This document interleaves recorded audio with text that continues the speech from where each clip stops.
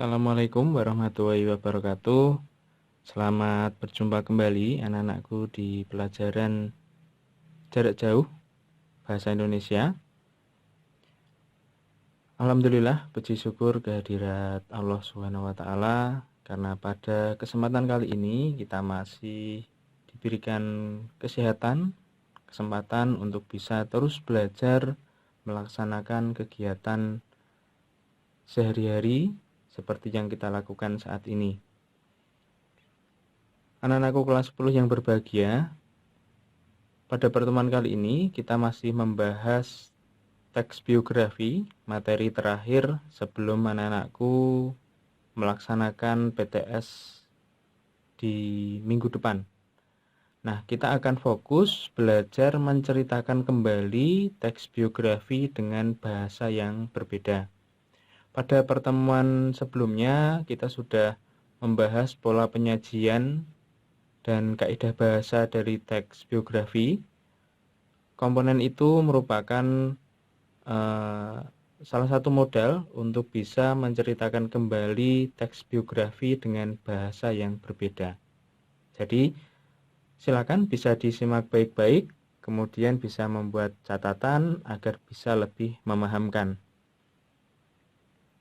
Nah, kita review terlebih dahulu bahwa teks biografi kemarin juga sudah kita bahas ya, merupakan salah satu teks naratif objektif.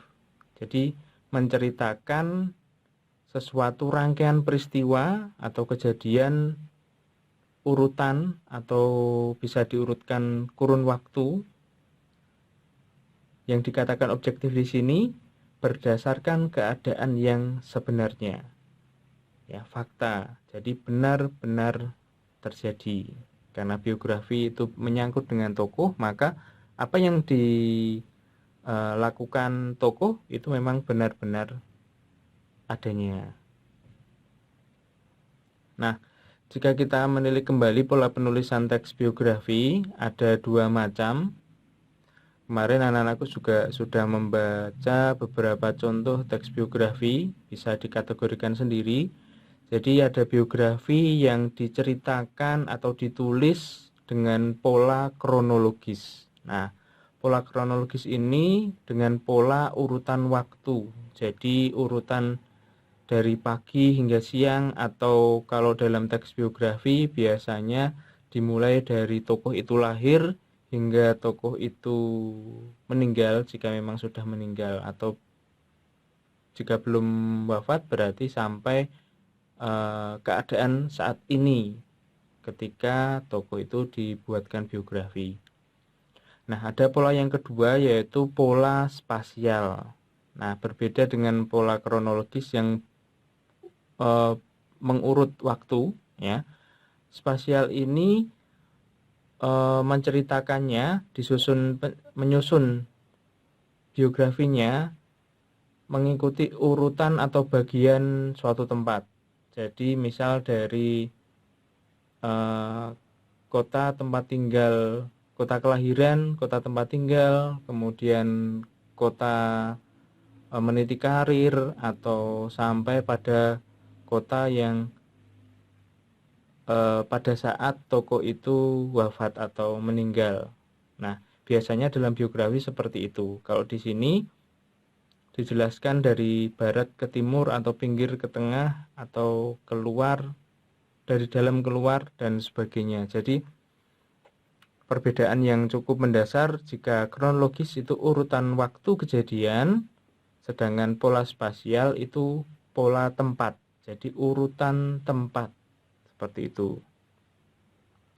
Nah, kita juga belajar kemarin mengenai pola penyajian narasi dalam teks biografi. Ada teks biografi yang memang disajikan dengan pola bercerita tanpa menggunakan dialog. Jadi itu narasi penuh. Jadi diceritakan saja tanpa adanya unsur dialog, baik itu dari tokoh tersebut atau dari tokoh lain yang ada di dalam biografi. Sedangkan pola yang kedua ada pola campuran, yaitu pola antara naratif dan dialog. Jadi bisa dikombinasikan. Ada teks biografi yang mengkombinasikan dialog tokoh, bahkan tokoh lain di dalam cerita biografinya. Nah, ini bisa anak-anakku jadikan dasar ketika nanti mengerjakan tugas 5, membuat teks biografi dengan pola penyajian atau bahasa yang berbeda. Nah, contohnya seperti ini. Ini contoh pola narasi penuh. Jadi di teksnya biografi Sultan Takdir Ali Syahbana ini semuanya diceritakan secara narasi. Tidak ada bagian yang berupa dialog. Ya, berupa dialog itu biasanya ditandai dengan tanda petik, kemudian dituliskan siapa yang berdialog di situ. Ya. Contoh yang kedua ada pola narasi dialog. Anak-anakku mungkin sudah baca di pertemuan sebelumnya. Saya hanya menegaskan di sini ada yang saya belati ini ya. Ada semua anak mama tidak manja dengan uang sebab kami tidak punya uang. Tutur Mama Nel usai menemani putranya menerima penghargaan dari Departemen Kehutanan. Nah, ini merupakan dialog dari Mama Nel, ya, ibu dari seorang Jorsa. Nah, ini menggunakan pola narasi dialog. Nah, untuk menceritakan teks biografi dengan bahasa yang berbeda, tentu kita tidak boleh mengabaikan struktur teks biografi. Anak-anakku bisa mengingat kembali, kita sudah belajar struktur teks biografi ini ya di beberapa pertemuan yang lalu. Ada orientasi yang diawali pengenalan tokoh, kehidupan tokoh, dan kisah ketika tokoh itu masih kecil dan keadaan keluarganya di awal ya. Kemudian ada bagian kejadian penting atau peristiwa-peristiwa penting. Nah, di sini semua peristiwa yang penting dalam kehidupan tokoh yang diceritakan itu perlu disajikan. Boleh mengurut waktu atau tadi mengurut tempat, ya. Disesuaikan saja dengan keperluan dan bahan yang ada. Nah, yang terakhir ada bagian reorientasi. Ini boleh ada, boleh tidak ya. Ini bersifat opsional. Jadi bisa memberikan komentar evaluatif atau berupa simpulan terhadap peristiwa-peristiwa yang tokoh itu alami dalam biografinya. Nah, jadi ketika nanti anak-anakku membuat tugasnya, perlu disesuaikan juga dengan struktur biografi yang sudah kita pelajari. Nah, ini ada contoh penceritaan kembali dengan bahasa yang berbeda.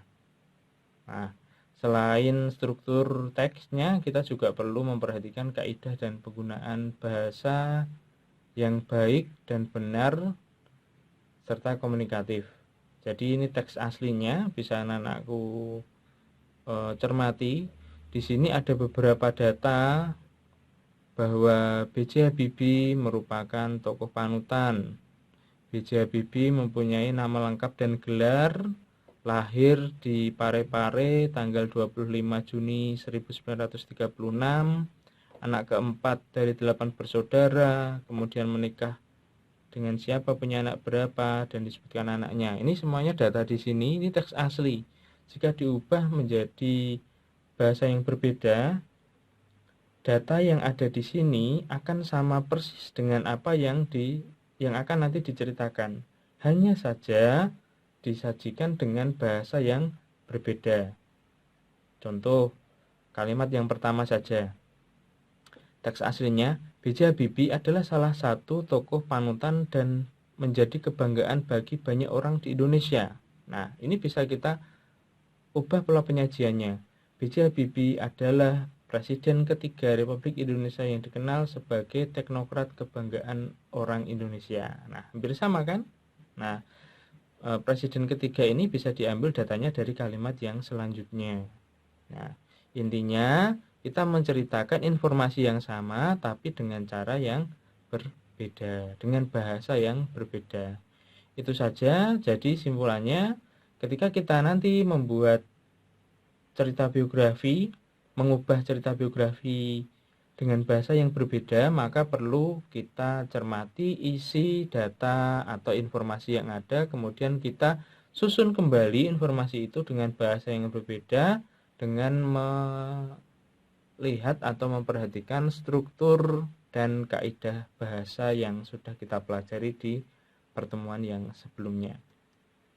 Baik, kiranya itu saja yang bisa saya sampaikan. Jika memang ada yang kurang jelas, anak-anakku sudah tahu bagaimana caranya untuk mendapatkan penjelasan, silakan WA atau sampaikan di kolom komentar, tidak masalah. Saya akhiri, semoga yang kita pelajari hari ini bisa bermanfaat bagi kita dunia dan akhirat. Wabillahi taufiq wal hidayah. Wassalamualaikum warahmatullahi wabarakatuh.